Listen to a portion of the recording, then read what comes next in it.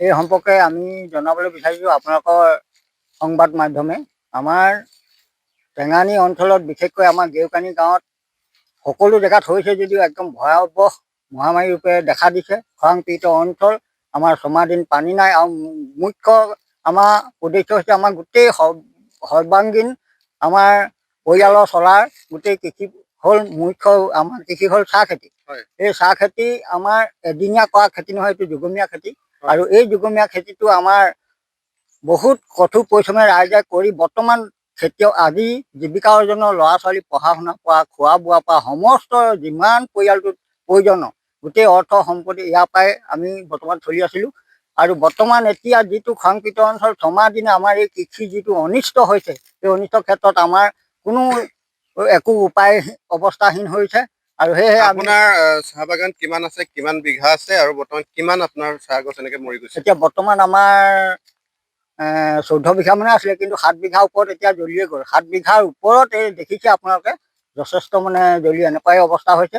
আৰু মোৰ লগতে আমাৰ এই অঞ্চলটো প্ৰায় 10 বিঘা 12 বিঘা সকলো খেতিয়কৰ প্ৰায় খেতিয়কসকল মোৰ লগত আছে। তেখেতলোকৰ প্ৰায় প্ৰত্যেকৰে মানে মুখত কাৰো আনন্দ হাঁহি নাই। গতিকে এই সম্পৰ্কে আমি চৰকাৰৰ ঘৰলৈ কৰ্ণগোচৰ কৰিবলৈ বিচাৰোঁ যে ইয়াত আমাৰ অন্তত নহ'লেও যদি জলসিঞ্চনৰ এটি ব্যৱস্থা কৰি দিয়ে আমি ৰাইজে যথেষ্ট উপকৃত হ'ম বুলি দুখীয়া ৰাইজে আমি আশাৰে বাট চাইছোঁ। আৰু তেখেতলোকৰ আপোনালোকৰ নিউজৰ যোগেদি তেখেতলোকলৈ আমি সংবাদ প্ৰেৰণ কৰিছোঁ।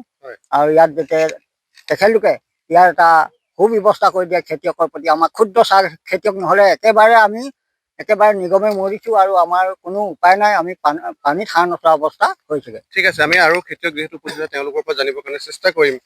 দেখা যায় যে চাহ বাগান যিহেতু খেতিটো আপোনালোকে কৰে, আৰু এই খেতিৰ লগত আপোনালোকৰ পৰিয়ালৰ লগতে কেইবাটাও পৰিয়াল নিৰ্ভৰ কৰে।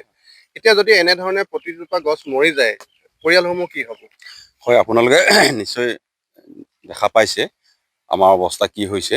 টেঙানী অঞ্চলত আজি 5-6 মাহ দিন যিহেতু বৰষুণ নাই, বৰষুণ নাইকিয়া দুখতে সম্পূৰ্ণ কৃষকৰ একেবাৰে মুখমাত হেৰাই গৈছে। তাৰ লগতে ক'বলৈ যাওঁ, আমি আচলতে আজি ভগৱানকো খাতি কৰা হৈছে। ধূপদীপ যেনেধৰণে পাওঁ ভোগ সহ আগবঢ়াইও খাতি কৰিছোঁ। তথাপিও ভগৱানেও দয়া কৰিব বুলি ভাবি আছোঁ, কৰা নাই আজিলৈকে।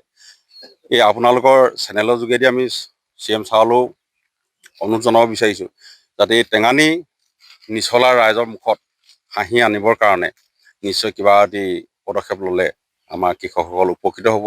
আৰু আপুনি আগত কৈছিলে যে আমাৰ শ্ৰমিকসকল যিহেতু চাহ খেতি বুলি ক'বলৈ যাওঁতে অকল কৃষকৰে উপকৃত নহয়, কিছু আমাৰ চৰকাৰকো সকাহ দিয়া হয়। যিহেতু 10 বিঘা মাটি থাকিলে 3-4টা পৰিয়ালক সংস্থাপন দিয়া হয় আমি।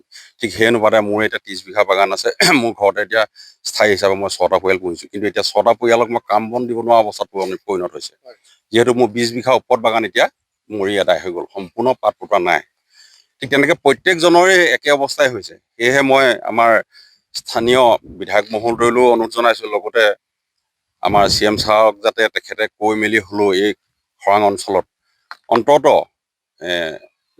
জলসিঞ্চনৰ ব্যৱস্থা এটা যদি কৰি দিয়ে, কৃষকৰ লগতে আমাৰ যিসকল শ্ৰমিকসকলো নিশ্চয় অকণমান হ'লেও সকাহ পাব। সেয়েহে মই CM ছাৰলৈও